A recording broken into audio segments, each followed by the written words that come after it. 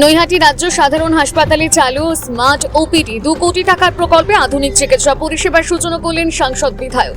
নৈহাটি রাজ্য সাধারণ হাসপাতালে চালু হলো আধুনিক স্মার্ট ওপিডি পরিষেবা। সাংসদ পার্থ ভৌমিকের এলাকা উন্নয়ন তহবিল থেকে 2 কোটি টাকা ব্যয়ে তৈরি স্মার্ট ওপিডির আনুষ্ঠানিক উদ্বোধন করা হয়।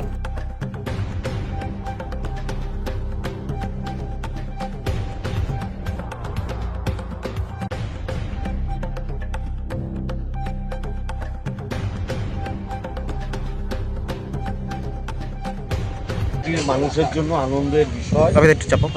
বাংলার মাননীয় মুখ্যমন্ত্রী মমতা বন্দ্যোপাধ্যায় যেভাবে সারা বাংলা জুড়ে স্বাস্থ্য পরিষেবার উপরে জোর দিয়েছে তার নির্দেশ মতো, এবং নৈহাটির বিধায়ক আমার ছোট ভাই সনদ দে এবং নৈহাটির চেয়ারম্যান আমার দাদা অশোক চট্টোপাধ্যায়, এবং মূলত যার প্রতি আমি কৃতজ্ঞ সিএম সাহেব, তাদের সহযোগিতায় আজকে আমরা মমতা ব্যানার্জির নির্দেশে নৈহাটিতে একটি ওপিডি আপনারা দেখতে পাচ্ছেন, এবং ভাটপাড়ায় একটা ওপিডি 2 কোটি 4 কোটির বিনিময়ে এই দুটো হচ্ছে।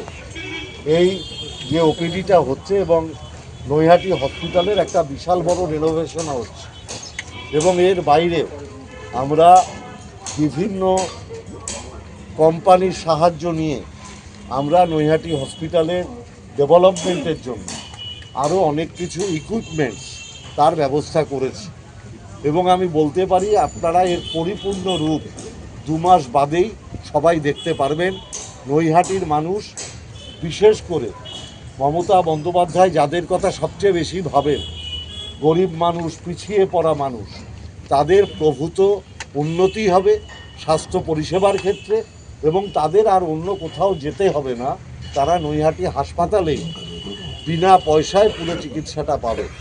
অর্থাৎ একদিকে স্বাস্থ্যসাথী কার্ডের মাধ্যমে গরিব মানুষের পাশে দাঁড়ানো, আর অন্যদিকে গরিব মানুষের যাতে চিকিৎসার ক্ষেত্রে তাদের কোনো অসুবিধা না হয় তার জন্য বিভিন্ন জায়গায় হাসপাতালগুলোকে উন্নতি করা, এবং সর্বোপরি যুগান্তকারী সিদ্ধান্ত ভ্রাম্যমাণ অ্যাম্বুলেন্স পরিষেবা, যার মাধ্যমে পাড়ায় পাড়ায় গিয়ে মানুষের চিকিৎসার ব্যবস্থা করা হচ্ছে। এই রকম যুগান্তকারী সিদ্ধান্ত ভারতবর্ষের অন্য কোনো রাজ্যে আপনারা দেখতে পারবেন না, যেটা মমতা ব্যানার্জি করে দেখিয়েছে। আমি প্রত্যেককে অনুরোধ করব যে আপনারা দেখতে পাচ্ছেন যে একটা বহিরাগত সংস্কৃতি বাংলাকে কলুষিত করার চেষ্টা করছে। মমতা ব্যানার্জির যখন মাথার উপরে আছেন, কি স্বাস্থ্য, কি শিক্ষা, কি সমস্ত ক্ষেত্রে আমার মা বোনেরা যেরকম সুরক্ষিত আছেন, বাংলার মানুষ সুরক্ষিত আছেন, এবং স্বাস্থ্য পরিষেবার ক্ষেত্রে যে যুগান্তকারী সিদ্ধান্ত মমতা বন্দ্যোপাধ্যায়ের দেখানো পথে আমরা সবাই মিলে যৌথভাবে নিয়েছি, এবং আপনারা জানেন যে মমতা বন্দ্যোপাধ্যায়েরই এটার ভার্চুয়াল উদ্বোধন করেছিল। আমরা শুধু মানুষের জন্য আজকে এটা আপনাদের জ্ঞাতার্থে আপনারা যাতে সবাই জানতে পারেন যে এখানে মানুষ বিনা পয়সায় চিকিৎসা করবে, সেটার জন্য আজকে আমরা এটার আজকে দ্বারোদ্ঘাটন করব। ধন্যবাদ। মমতা বন্দ্যোপাধ্যায় সবার মাথার উপরে থাকুক, এই কথা বলে আমি। এবং সেই আলোচনাটা যথেষ্ট গঠনমূলকও হয়েছিল। কিছু কথাবার্তা আপনারা বলেছেন যেটা হয়তো কর্মচারী হিসাবে আমাদের শুনতে ভালো লাগেনি। যেমন ধরুন, আপনারা বলেছিলেন যে প্রত্যেকটা জায়গাতেই যেখানে যেখানে যারা যারা পরিষেবা দিটা একটু ভালো হওয়া দরকার, একটু সংবেদনশীল হওয়া দরকার। তো জেলা স্বাস্থ্য প্রশাসনের প্রধান হিসেবে কথাটা শুনতে আমার ভালো লাগেনি, এটা ঠিকই, কিন্তু আমরা এটাও জানি যে সত্যি যদি সত্যিই হয়ে থাকে, তাহলে সত্যিটা যতই করা হোক না কেন সেটা আমাদেরকে মেনে নিতে হবে এবং আমাদের সেটা সংশোধনের রাস্তায় হাঁটতে হবে।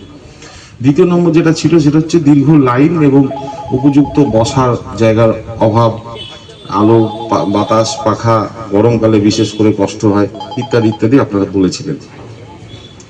তো সেই সময় থেকে আমাদের মনের মধ্যে যেটা বাসা বাঁধছিল যে এখানে যারা ইনডোরে যারা পরিষেবা নেন তারাও বলেছিলেন যে সেখানে আমাদের এই হসপিটালটা একটু কিঞ্চিৎ ভগ্ন দশা, 2-4টা জায়গাতে ছাদ থেকে চাঙল খসে টসে পড়ছে। তো আমরা একই সাথে 2-3টে প্রকল্প আমরা একসাথে নিয়েছিলাম। তার মধ্যে একটা হচ্ছে স্মার্ট ওপিডি, যে একই ছাদের তলায় সব ধরনের পরিষেবা পাওয়া যাবে, হয়রানি হবে না এই ঘর থেকে ওই ঘর। কারণ অনেক সময় আপনারা দেখবেন যে একজন চিকিৎসক দেখার পরে, ধরুন আপনি কোমরে ব্যথা নিয়ে এসেছেন, আপনার মনে হয়েছে যে হাড়ের ডাক্তারকে দেখানো দরকার, দেখালেন, তিনি হয়তো বললেন যে না আপনার এটা হচ্ছে গাইনি ডাক্তারকে দেখাতে হবে, তাহলে সেখানে গেলেন। বা ধরুন আপনি দেখাতে এসছেন ব্লাড প্রেশার, আপনার ব্লাড প্রেশারটা দেখে দেখা গেল যে খুবই বেশি। তো আপনারা সবাই জানেন, অনেকেই জানেন, হয়তো সবাই নাও জানতে পারেন, যে দীর্ঘদিন ব্লাড প্রেশারের সমস্যা থাকলে হয়তো চোখটা একটু খারাপ হয়ে যেতে পারে, তাহলে চোখের একজন ডাক্তারকে দেখিয়ে নেওয়া দরকার। তাহলে এই ঘর থেকে ওই ঘর এমনিতেই মানুষকে যেতে হয়, ছোটাছুটি করতে হয়, সেটা যদি একই ছাদের তলায় থাকে। এবং আরেকটা যেটা খুব বেদনাদায়ক ব্যাপার ছিল, দেখবেন যে আমাদের এই হাসপাতালে জায়গার অভাবের জন্য যারা পরিকল্পনা করেছিলেন সে সময় কাউকে দোষ দিচ্ছি না, হয়তো জায়গা কম ছিল বলে কিছু কিছু ওপিডি আবার দোতলায় আছে, সেটাও খুব কষ্টকর ব্যাপার। বিশেষ করে বয়স্ক মানুষজন হাত পা ভেঙে গেছে বা অন্যভাবে তারা অসুস্থ,